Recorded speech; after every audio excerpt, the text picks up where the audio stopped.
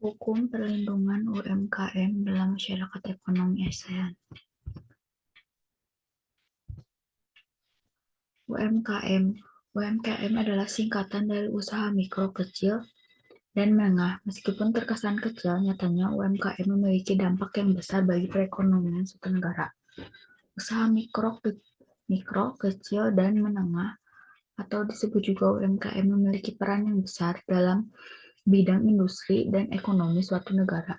Dari pagi hingga malam bisa saja kita bertemu dengan para penggiat UMKM. Undang-Undang Nomor 20 Tahun 2008 tentang UMKM menyebut bahwa UMKM adalah perusahaan kecil yang dimiliki dan dikelola oleh seseorang atau dimiliki oleh sekelompok kecil orang dengan jumlah kekayaan dan pendapat tertentu. Perlindungan hukum UMKM dalam masyarakat ekonomi ASEAN. Salah satu bentuk perdagangan internasional yang diikuti oleh Indonesia adalah dengan menyetujui Perjanjian ASEAN-Cina Free Kawasan Perdagangan atau disebut juga ACFTA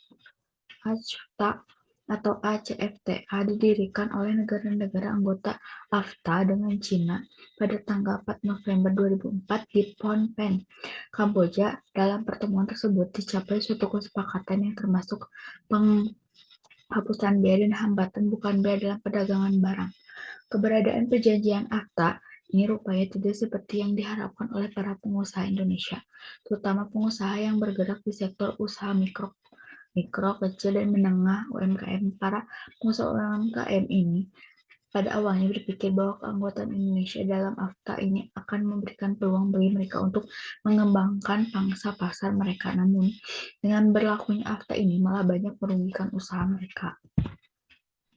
Perlindungan hukum yang dapat dijadikan solusi bagi jalannya AFTA yaitu safeguard atau pengamanan perdagangan adalah tindakan yang diambil oleh pemerintah negara pengimpor untuk mengurangi kerugian serius atau mencegah kerugian serius terhadap industri dalam negeri akibat dari peningkatan impor barang sejenis atau barang yang secara langsung bersaing.